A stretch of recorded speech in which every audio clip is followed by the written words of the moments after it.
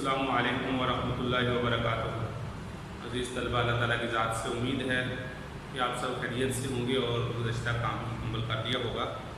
عزیز طلبہ، آج ہم وہ جو علم الصرف کا کام کر رہے تھے اسی کو انشاءاللہ آگے چلائیں گے۔ اس میں ہمارا سبق نمبر 9 آج شروع ہوا ہے۔ اس میں انشاءاللہ فاعل کی علامات اور ابواب کی تقسیم انشاءاللہ جس میں آپ کے سامنے آج بیان کروں گا، اور اس کے ساتھ ساتھ میں آپ کو یہ بتاتا چلوں کہ انشاءاللہ ہمارا اتوار سے ہمنا سینٹر میں جو کلاس شروع ہوئی ہے، پہلے جو اتوار کی کلاس چل رہی تھی وہ انشاءاللہ کل سے شروع ہو رہی ہے۔ تو جو حضرات باقاعدہ وہ لائیو کلاس پڑھنا چاہیں گے وہ ہمارے ساتھ وہاں شرکت کر لیں گے۔ تو آج ہم آتے ہیں اپنے سبق کی طرف۔ تو پھر سب سے پہلے ہم ان علامات کو ذکر کریں گے جو ہم نے ماضی کی پڑھی تھی۔ تو جی دیکھیے گا، یہ سب سے پہلے ہم نے یہ گردان ماضی کی پڑھ لی۔ نصرہ تسنیہ کا صیغہ ہے، نصرو جمع مذکر غائب کا صیغہ ہے، ان سب لوگوں نے مدد کی۔ نصرت اس ایک عورت نے مدد کی، نصرتا ان دو عورتوں نے مدد کی، نصرنا ان سب عورتوں نے مدد کی، نصرتا نصرتما نصرتم نصرتی نصرتما، پھر یہاں پر آئے گا اور نصرتو اور نصرنا، اس کو پیش ہے۔ تو عزیز طلبہ، اب ہم ان علامات کی طرف آتے ہیں۔ یہ وہی علامات ہیں، آپ نے صرف فاعل کی علامات یاد کرنی ہے۔ تو انشاءاللہ آپ کو یہ تسنیہ مذکر غائب کی پہلے تو آپ نے یہ دیکھنا کہ یہ جو صیغہ ہے نصرہ، یعنی جس کوئی بھی حرف 3 حرفی جو فعل ہوگا اس پہ جو 3 حرفی فعل کے ساتھ ساتھ تینوں کے اوپر زبر ہوگی تو یہ ماضی کا واحد مذکر غائب کا بنے گا، یہ تسنیہ کا صیغہ بنے گا۔ ہمیشہ ماضی کے آخر میں جب الف آئے گا تو آپ یہ سمجھ جائیں گے کہ یہ فاعل کی علامت ہے۔ جیسے نصرہ تو یہ الف آخر میں آ گیا، یہ الف، نصرو آخر میں واو الف آ گیا۔ جیسے اس کی شکلیں بدلتی جائیں گی، جیسے کالو یا قاتلو، اور اسی طرح اور جتنے بھی صیغے بنیں گے، تقابلو، تقاصرو اور نصرو، انتصرو، تو آخر میں واو الف آئے گا تو اس بات کی نشانی ہوئی کہ جمع مذکر غائب ہے۔ تا ساکن، تا الف تا، نون الف نا، تا الف تا، تما تم، تو گویا کہ آپ نے یہ الفاظ یاد کرنے ہیں، تو گویا کہ آپ کو ساری فاعل کی علامتیں اور فاعل کی حالتیں ساری آپ کو یاد ہو جائیں گی۔ الف، واو الف اور تا ساکن، تا الف تا، نون، تا تما تم، تی تما تننا، تا تما تم، تی تما تننا، اور تو اور نا، یہ فاعل کی علامات ہیں۔ تو اگر یہ آپ کو یاد ہو گئی تو آپ کو ثلاثی مجرد کی کوئی بھی وزن آ جائیں گے تو وہ آپ کو یاد ہو جائیں گے۔ تو اب ہم چلتے ہیں ثلاثی مجرد کے جو مزید ابواب ہیں ان کو سیکھتے ہیں۔ جی تو ثلاثی مجرد کے کل 6 ابواب ہیں، یعنی آپ اس کو یوں بھی کہہ سکتے ہیں کہ ثلاثی مجرد کی کل 6 شکلیں ہیں۔ ان 6 شکلوں کو آج ہم بیان کرتے ہیں۔ پہلی شکل جو بھی ہم نے پڑھی اس میں تھی نصرہ، تینوں کے اوپر زبر آئے گی، تو یہ پہلی شکل ہوگی، نصرہ پہلی شکل ہو گئی۔ اور اس کے ساتھ ساتھ اگر ہم یہ جو مضارع کا صیغہ بنے گا ینصرو بنے گا مضارع کا صیغہ۔ جی پہلے باب کا نام ہے نصرہ، دوسرے کا نام ہے سمع یسمع، تیسرے کا نام ہے فتح یفتح، اور اس کے بعد آگے کرم یکرم، اس کے بعد آگے ہے ضرب یضرب، اور اس کے بعد ہے حاسب یحسب۔ یہ کل 6 ابواب ہیں۔ اب 6 ابواب کا مطلب کیا ہے میں آپ کو اس کی تفصیل بتا دیتا ہوں۔ آپ غور کریں تو یہاں پر تینوں جگہ پر زبر ہے، نصرہ، یہاں بھی تینوں جگہ پر زبر ہے، اور ادھر آ جائیں تو ضربہ تینوں جگہ پر زبر ہے۔ آپ کو ان تینوں جگہ پر زبر نظر آ رہی ہے۔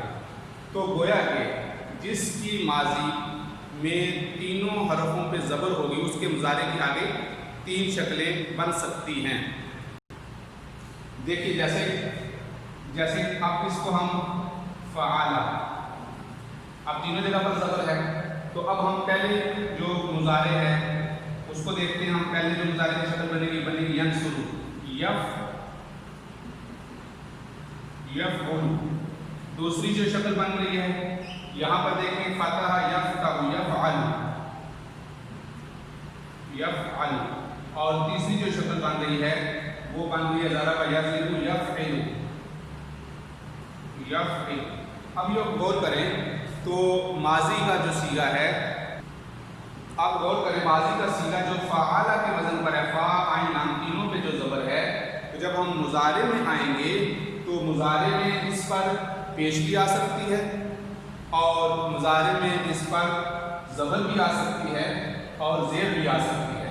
تو اس بات کا مطلب یہ ہوا کہ ماضی، یہ گویا کہ آپ کے سامنے ماضی کے اوپر تینوں کے اوپر زبر ہوگی، تو اس کے مضارع میں آپ پیش بھی کہیں آئے گی، قرآن میں دیکھیں گے کہیں پیش بھی آئے گی، جیسا کہ جہاں نصر ینصر کا وزن آئے گا تو وہاں نصر کی ماضی میں 3 حرف تینوں پہ زبر آئے گی، لیکن جب مضارع آپ دیکھیں گے تو مضارع میں آگے دونوں جگہ پر پیش ہوگی، جیسے ینصر۔ اور اسی طرح کہیں آپ دیکھیں گے کہ ماضی کو اس کی فتح ہے، جیسے کہ تینوں کے اوپر زبر آ گئی، لیکن جب مضارع دیکھیں گے تو کہیں اس کے اوپر زبر آ جائے گی عین کلمہ میں، باقی کسی کلمے میں کوئی تبدیلی نہیں ہوتی، صرف عین کلمہ میں تبدیلی ہوتی ہے ثلاثی مجرد میں۔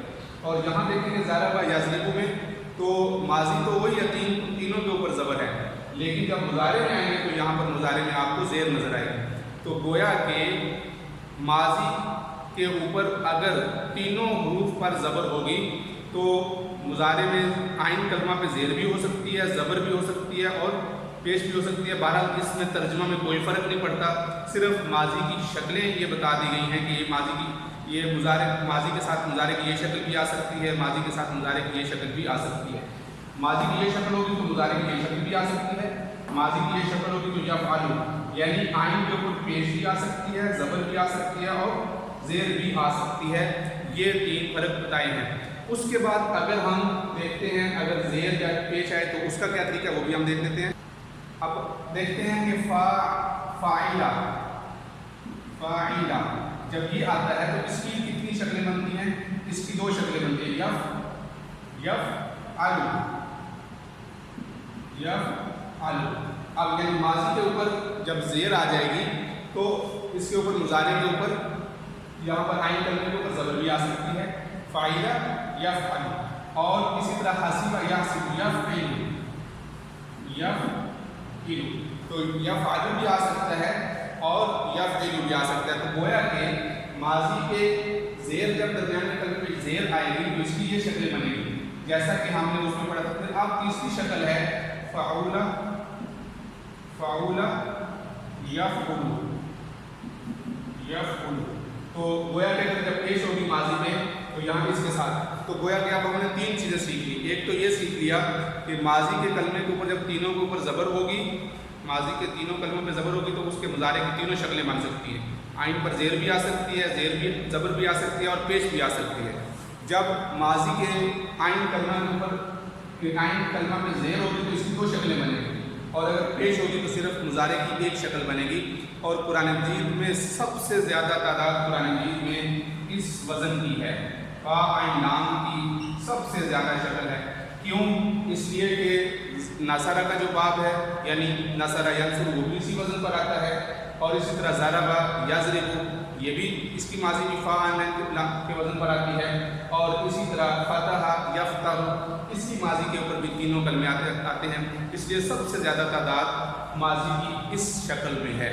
اس کے بعد فاعلہ کے وزن پہ ہے، اور اس کے بعد جو آخری جو سب سے کم تعداد ہے وہ فاعلہ کے وزن پر ہے۔ تو اس طریقے سے یہ کل ابواب جو بن گئے وہ 6 ابواب بن گئے۔ تو کل ابواب کتنے بن گئے؟ 6 ابواب بن گئے۔ تو ماضی کی شکلیں بھی آج ہم نے سیکھ لی کہ کتنی ہیں، ان کو ماضی مجرد کے 6 ابواب کہتے ہیں، ثلاثی مجرد 6 ابواب۔ یہ آپ نے یاد رکھنا ہے کہ 6 ابواب ہیں کل ثلاثی مجرد کے۔ اس میں ماضی کے عین کلمہ میں زبر بھی آ سکتی ہے، زیر بھی آ سکتی ہے اور پیش بھی آ سکتی ہے۔ اس کے علاوہ میں نے آپ کو وہ جدول بھی بتا دیا۔ انشاءاللہ اس کے بعد اب ہم 6 ابواب کے پڑھنے کے بعد اب ہم اس کے بعد ثلاثی مزید فی کی طرف چلیں گے۔ السلام علیکم ورحمۃ اللہ وبرکاتہ۔